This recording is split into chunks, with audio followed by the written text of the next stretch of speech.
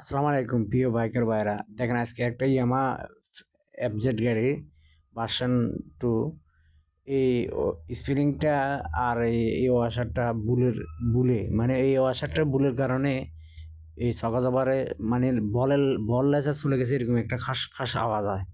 কিন্তু দেখেন একটা ওয়াশারের কারণে এই সকালবারটার ভিতরে আওয়াজ হয়, কিন্তু কাস্টমার বলে যে আমার গাড়ির বল লেসা। আমি বলছি না ভাই, এটা এই সকা যাওয়ার ভিতরে একটা ওয়াশার ছিল, ওয়াশারটা বুলে লাগানো, আপনার ওই কারণে আওয়াজটা করেন।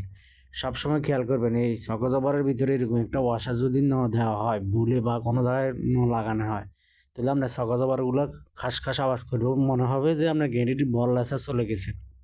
সবসময় অনেক ভুলে অনেক মেকানিকই এই ওয়াশারটা লাগাইতে হরে যায়। আসসালামু আলাইকুম।